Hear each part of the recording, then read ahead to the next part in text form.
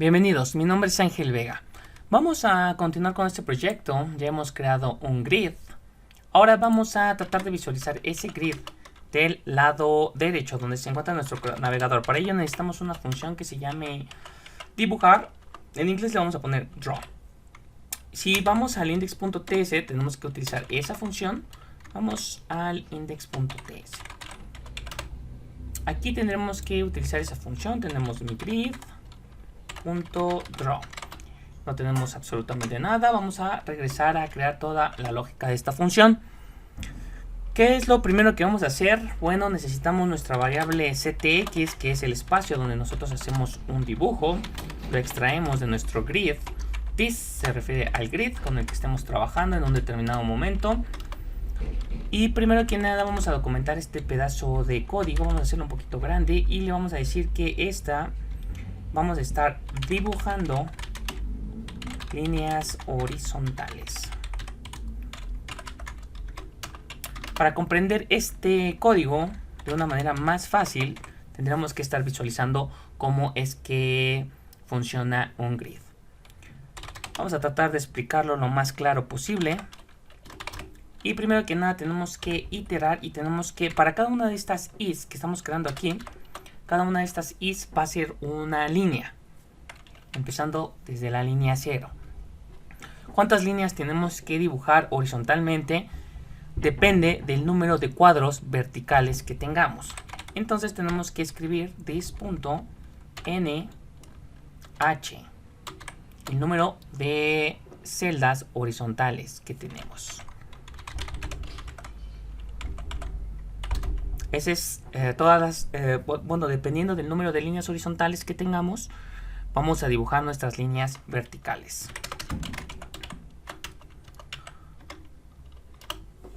O más bien dicho, dependiendo del número de elementos horizontales que tengamos, ¿okay? En cada uno de esos elementos podemos dibujar una línea vertical, empezando del lado de izquierda a derecha.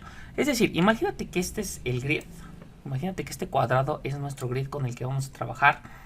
En la parte superior derecha, o si dibujáramos la línea de cel NH, que sería el número de elementos verticales, tendríamos en la derecha y en la izquierda el número de elementos verticales. Cada uno de esos elementos se van a unir con líneas horizontales. Por eso es que necesitamos esta información. Es decir, empezaremos a dibujar algo como esto.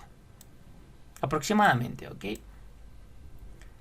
Y una de las características para estar dibujando líneas horizontales son dos coordenadas. Hay que tratar de imaginar la coordenada que se encuentra en la esquina superior izquierda y la coordenada que se encuentra en la esquina superior derecha. Esas dos coordenadas hay que ver cierto tipo de características que contienen estas dos coordenadas. Sus valores x no se modifican. Aquí podríamos decir que es la coordenada 0 y es la coordenada 0x para todas estas líneas. Del lado derecho tenemos una coordenada x que también es la misma para todas esas líneas, nada más que aquí la coordenada x no es 0. La coordenada x aquí sería el ancho de nuestro grid. Vamos a indicar eso en nuestro código. Primero escribimos dentro de nuestro contexto una función que se llama beginPath. Todas nuestras líneas van a estar encapsuladas en estas dos funciones, que es beginPath y closePath, para que queden completamente independientes de todo el resto de las líneas. Ahora, como habíamos dicho, tenemos dos coordenadas. La primera coordenada la obtenemos de ctx.moveTo, que le indicamos que esa es la primera coordenada con la que vamos a trabajar. Recuerda que la primera coordenada es 0, se va a mantener fija, y la segunda variable, la segunda coordenada, la coordenada y, por decirlo de alguna manera, va a ser variable. Y va a variar dependiendo del valor de la línea que queramos dibujar. Si es la línea 0, la 1, la 2, la 3, dependiendo de la línea que queramos dibujar, vamos a obtener la coordenada y multiplicando ese valor y por el ancho, o más bien dicho, por el largo de nuestra celda. Por la altura de nuestra celda. Ahora, la segunda coordenada, que es a donde se va a dibujar nuestra línea, tiene una coordenada fija, que es el ancho del grid. Ok, cell W. No, es grid W. Aquí escribí mal. Punto grid W. Y la segunda función variable es la misma, ¿ok? La segunda coordenada que es variable es exactamente lo mismo. Todavía no puedo visualizar nada. Hay que usar una función de dibujar que se escribe ctx.stroke. No sé qué pasó aquí. Ok. Me recomendó una función que yo no necesito. Bueno, vamos a escribir ctx.stroke. Esta es la función que yo necesito. Abrimos y cerramos. Y guardamos. Podemos visualizar del lado derecho que ya tenemos 20 líneas. Esas 20 líneas fueron determinadas por este código. Y las coordenadas, todos los puntos que se encuentran del lado izquierdo, fueron determinadas por este punto. Y todos los códigos que fueron determinados por el lado, bueno, ese era el lado izquierdo, todas las que fueron determinadas por el lado derecho, fueron calculadas con esta línea. Hacemos exactamente lo mismo para las líneas verticales. Y en ese momento, bueno, necesitaríamos todos los elementos horizontales. ¿Okay? Vamos a ir dibujando para cada uno de los elementos horizontales líneas verticales. Entonces necesitamos la propiedad cellNW. Las coordenadas se modifican un poco, pero seguimos la misma lógica. Cuando estamos dibujando de arriba hacia abajo hay dos coordenadas que se mantienen constantes, pero en este caso las que se mantienen constantes van a ser la coordenada Y.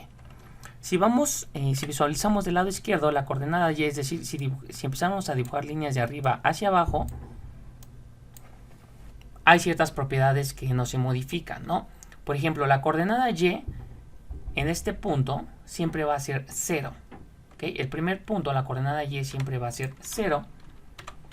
Y en el punto más inferior, la coordenada siempre va a ser el tamaño del grid. Bueno, hablando de la altura. Y nuestras variables X van a ser variables con respecto al ancho de cada una de las celdas. ¿Okay? This.cell W. Y aquí hacemos exactamente lo mismo y que multiplica this.cellW. Con ello ya tenemos nuestro grid completo. Solamente que vemos que nos falta una línea, hay que agregar la línea final y eso es porque empezamos desde la línea número 0 en ambos casos. Hay que indicarle que queremos agregar una línea, lo hacemos de esta manera, para completar el grid. Bien, en este espacio ya podemos comenzar a crear la lógica de nuestro videojuego.